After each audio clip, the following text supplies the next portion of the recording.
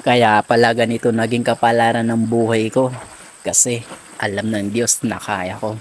Eka nga, sabi ni San Pedro, masyadong malawak ang mundo para habulin ang mga taong hindi ikaw ang gusto.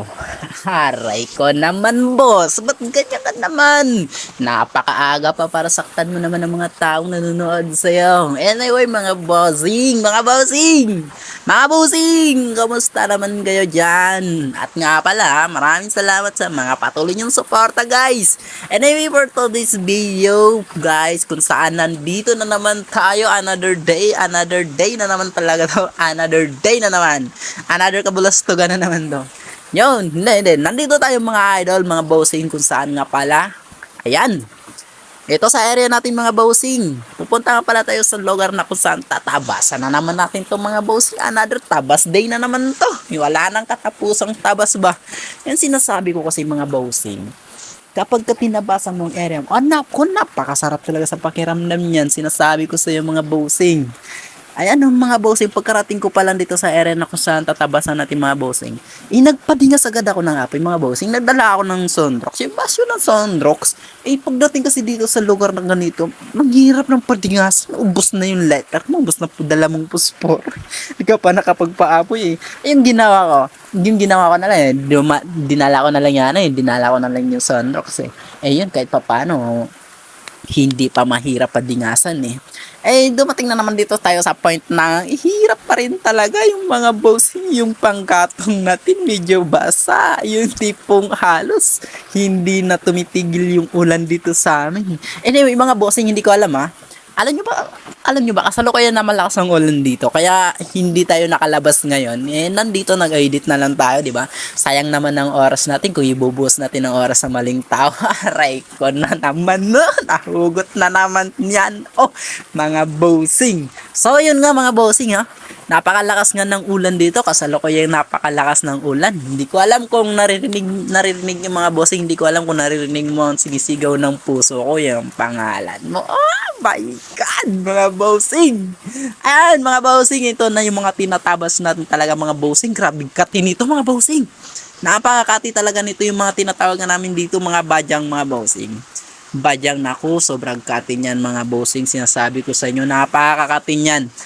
Pag yan, tabas na ko mga bossing, napakakati niyan. Anyway, yan nga mga bossing, well, napakalakas ng ulan dito sa mga oras na to mga bossing, kaya, ayan, tinigil ko na lang muna yung ko, kasi nga cellphone lang gamit ko dito mga bossing. Kapag ka nabasa ang cellphone ko, di kawawa naman tayo, wala na tayong may vlog, wala na kayong may papanood niyan. Kaya, pinutol naman natin yung ating vlog dito, so, continue na lang to natin mga bossing sa another day sa mga araw ng bukas, okay? So, ayan guys. Ayan, well mga bossing, nandito man na tayo mga bossing ha. Stop na natin to mga bossing, manaririnig na tayo sa pagbo-voice over ko dito Well. Pambihira. Lakas ng ulan. Hindi naman to waterproof yung cellphone natin baka mabasa. Pambihirang buhay talaga Umulan, napakalakas ng ulan. Hindi pa tayo nakakapatayo dito ng bubungan natin, ng pasilungan natin. So, ano muna natin to guys, putulin muna natin yung ating video. Mag-vlog na lang tayo mamaya pagka tumigil yung ulan, pero tuloy pa rin tayo sa pagtabas dito. Ayan yung natabasan natin for now. Ayan, so hindi pa ganong yan. Tapos ito, puputulin pa natin to, yung mga kahoy na to. Ayan, yung mga nakatayo na yan, ito puputulin pa natin yan. Diba?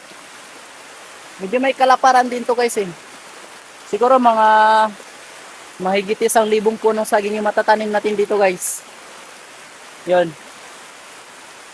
Estimated mahigit 1,000 puno ng saging. Ayun. Tataniman natin to lahat. Simula dito hanggang doon yun. So, ngayon muna, gagawin natin ay linisin muna natin to, tabasan muna natin to. Putulin muna natin yung mga kahoy na yan. Yan. Para maayos, para okay sa pagtanim ng saging. So guys, puputulin ko muna, medyo malakas yung ulan.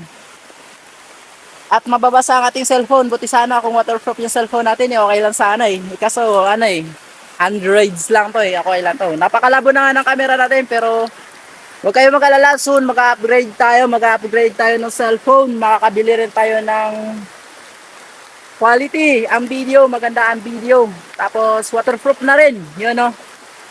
Awa ng Diyos, ibibigay ng Panginoon lahat ng ating mga kailangan sa buhay. Enjoy lang, napakalakas na ulan. Patay yung apoy dito, pambihirang apoy. Yun na, nababasa na yung cellphone ko guys. Bye-bye, ingat.